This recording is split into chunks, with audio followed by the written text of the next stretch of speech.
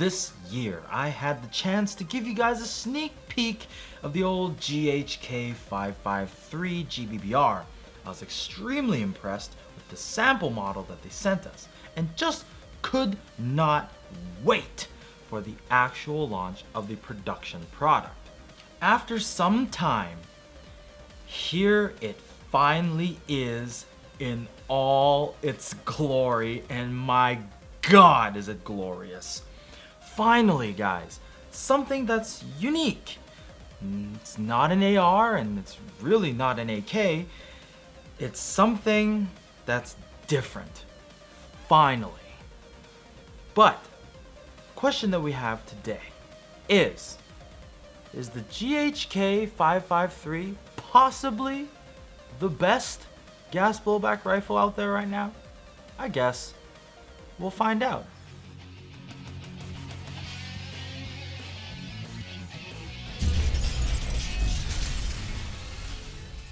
What's up, guys?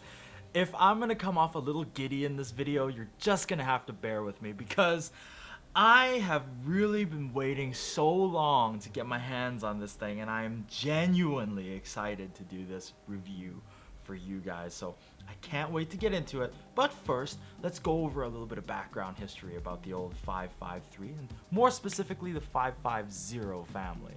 To talk about the 553, first we're going to have to go through its family, the 550 series. The 550 series started its life in Switzerland, and the original design for it was to replace an existing service rifle that the Swiss were using. In 1983, the decision was made to adopt the SG541, and in October of the following year, the designation was changed to the 550, and its carbine version later being known as the 551. Once again, it's a fascinating article for you to read up on Wikipedia, and if you want to find out more about how this came to be and a little bit more information about the family, hey, we have a link for you guys in the description below. For a lot of you gun enthusiasts out there, I know that this one looks strikingly familiar to the old 552 Commando, but GHK did say that this is their take on the 553. Now, what are the main differences? In the real steel world, there are a few, but most notably, a lot of the differences are actually internal, and that's going to get into a very big discussion about the real steel gun, and if you guys want to learn a lot more about that, refer back to the Wikipedia article that I linked previously. It's really good to read up on, and you're going to get some really cool insights as to how it all came to be and their design philosophies. But today, we're going to get back into the airsoft gun. As an airsoft gun, I'm going to have to say that this 553 checks all the right boxes. It's got a rich history. It looks fantastic, and most importantly, it comes from a very good manufacturer. But I'm not sure if some of you guys out there know that this is also not the first 553 that's ever been produced for airsoft. Most notably, G&G actually came up with two AEGs some time ago that Arclight reviewed.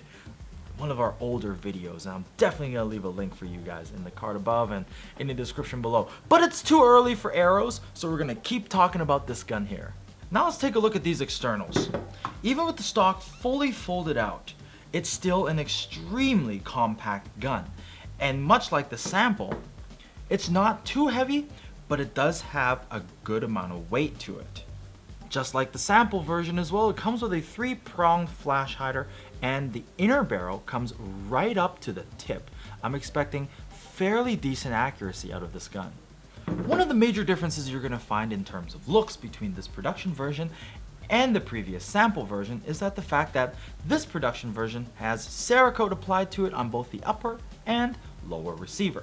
The color is Sig Gray, and it looks amazing. It's got a great finish to it, and you can expect the Cerakote to give it a little extra protection as well as that little bit extra flair. Next up, we're going to move to the trigger area. Now, the trigger guard, just like the sample version, can be moved this way or this way. I think it's an interesting feature if you have big sausage fingers or really big gloves. The trigger, on the other hand, feels a little bit stiffer than the sample version, which is good because I always felt that the sample one had a slightly more squishy trigger. The fire control unit is just the same as the sample, which it comes in safe, semi-auto, 3-round burst, and of course, full auto. 3-round burst is my favorite, in case you didn't know. The magazines are the same as the previous, as seen on the sample. They interlock with each other and they have a slightly transparent outer shell, very light.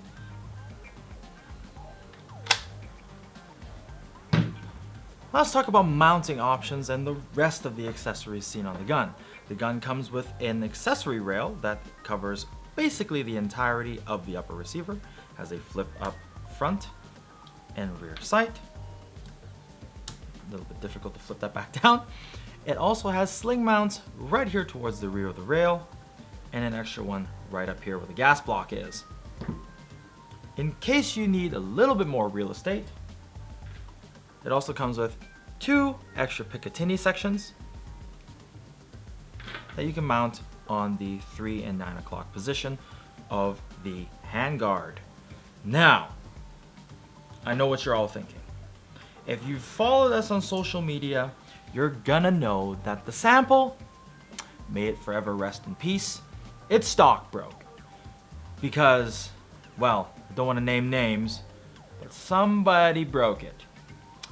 You may be wondering, did they fix the stock? I can tell you they did. They did reinforce the stock, and it's nice and hard, ready for you to use.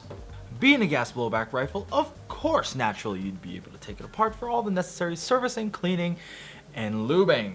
But why would I do that and get my pretty hands all dirty when I can pawn it off on our buddy Gambit? Ladies and gentlemen, you know what to do. Click on that Gambit's guide, give the man some love, and he's gonna show you how to take it down and take care of your gun. I'm using 0.2 gram BBs and Airsoft Surgeon green gas.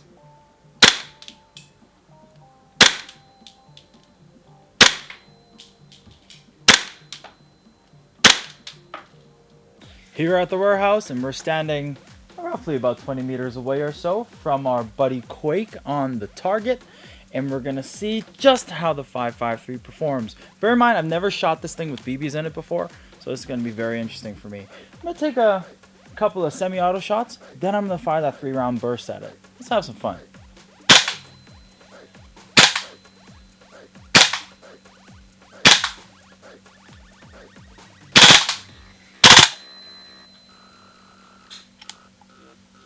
I'm pretty pleased with those results. Like I said, it was pretty accurate for a gun for such a short barrel. Now it's time for our gas efficiency test. So I'm gonna go and finish off this mag, and I'm gonna use the rest of the gas that is in this mag to see just how many full magazines we can shoot. Each mag holds about 30 or 32 rounds or so.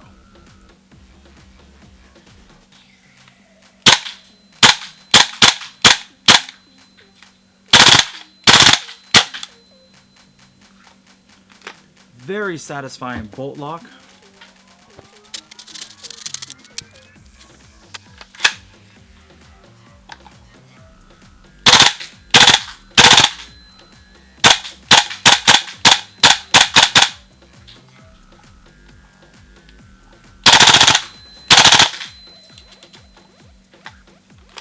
So that's 2 magazines.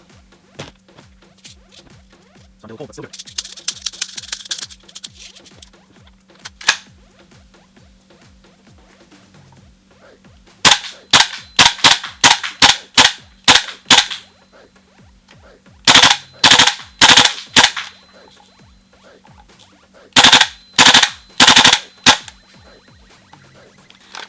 That's number 3.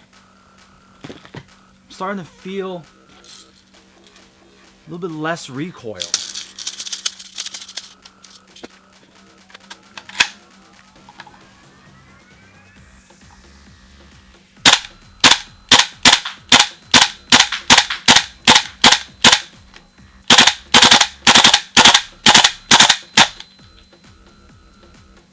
That's 4. Just gonna refill this.